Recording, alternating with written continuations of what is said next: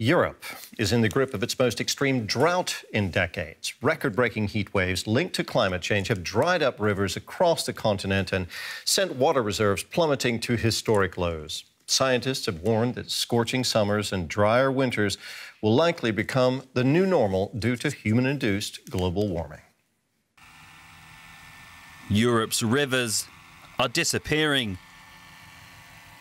Italy's Po is yet another casualty of the severe drought gripping much of the continent. The river would normally be teeming with tourists.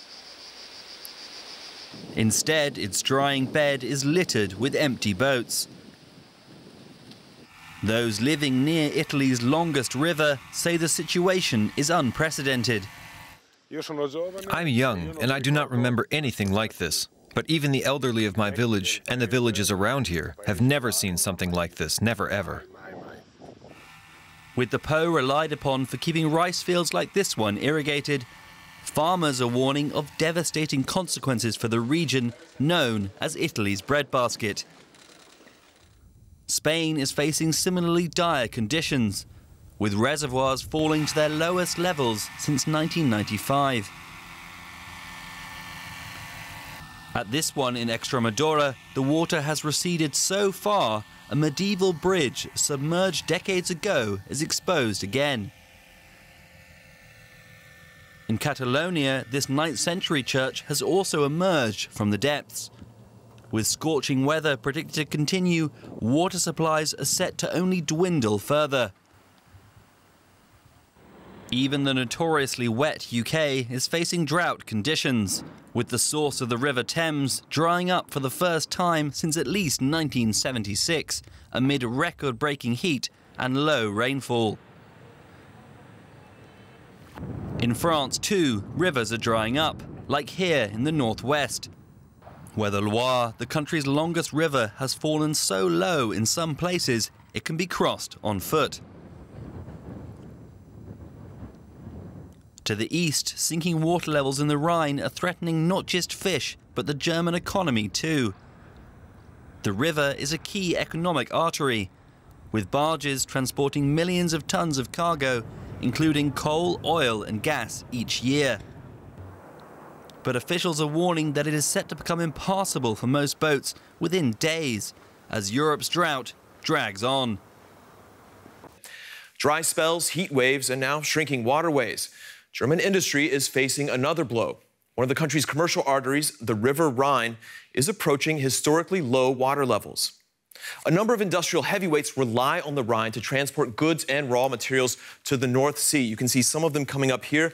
BASF, ThyssenKrupp, the steel producer. Now, significantly lower water levels mean that the companies have to reduce their shiploads.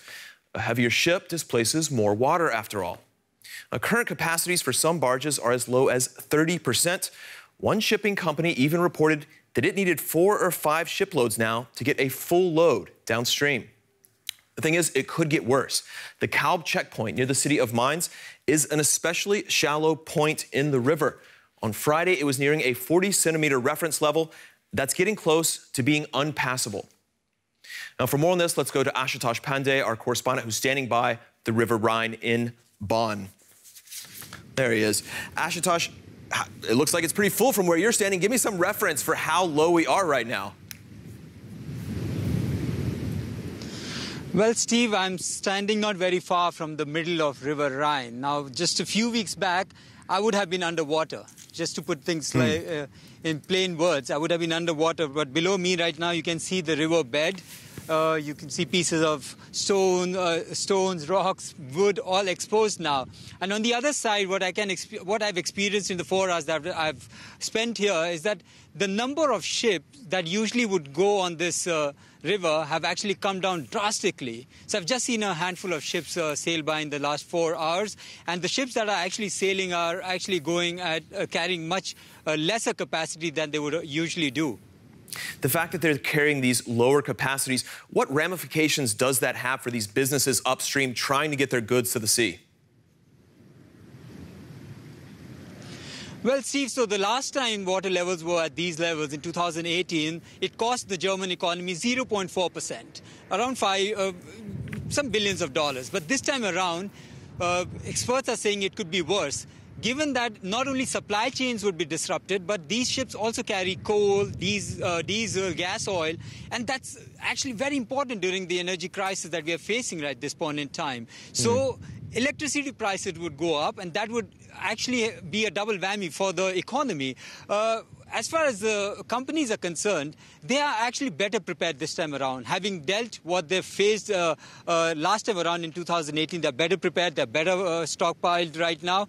And companies like BASF, they are actually ordered custom ships, ships with lower drafts. So that's what BASF, ThyssenKrupp, they are doing that. But Uniper, the utility, has warned that it may actually have to cut output at 2 of its coal plants because much of its coal actually comes through Rhine. So that's going to be something to watch out for if the water levels do not go higher from here. So this is something that companies have already adapted to some extent, but climate change means they're probably going to have to adapt to it even more. Are there alternatives to the Rhine, or will they just have to rely on an increasingly lower and lower river? Well, Stephen, so it has become unpredictable, right? So this was a predictable mode of transport, a bedrock of inland transportation, but it has become unpredictable. So what are the options in the current environment? Train. We know they face, the rail system in Germany faces chronic congestion. Then trucks are the option. But trucks, for one average barge, you would need 110 trucks actually to carry the equivalent amount of goods. So that's not possible in Germany at this point in time, given that there is a major shortage of trucks with 80,000 or so drivers. There's a shortfall of 80,000 or so drivers. All right, Ashutosh Pandey in Bonn on the River Rhine, talking about the difficult trade-offs right now as the water level sinks. Thank you. Well, Spain is also enduring this especially hot European summer. It's already experienced 2 heat waves with temperatures over 40 degrees Celsius. Turning on the air conditioning isn't an option, however, at least not officially. New rules in the country limit energy use, and that makes it harder to keep cool. Businesses are adjusting their temperatures and shutting their doors. This is to keep in line with new regulations set by the Spanish government, which aim to meet recent EU energy agreements to limit dependency on Russian gas. We have to comply with the agreements we have reached in Brussels and in solidarity. Retail stores and offices are not permitted to set air conditioning units below 27 degrees Celsius. Doors must remain closed to contain the cooled air, and lights in shop windows must be switched off by 10 p.m. Reactions are mixed. Some shoppers don't seem to mind the change. The truth is that I see it as a good thing. First, that the doors are open in a store, I don't know. It's true that you're going to enter a store whether the door is open or not. But store owners and employees aren't so keen. It's going to be impossible because now we are at 18 degrees inside the ice cream parlor. If we go up to 27 degrees, we are going to be sweating all day. We won't need to go to the gym.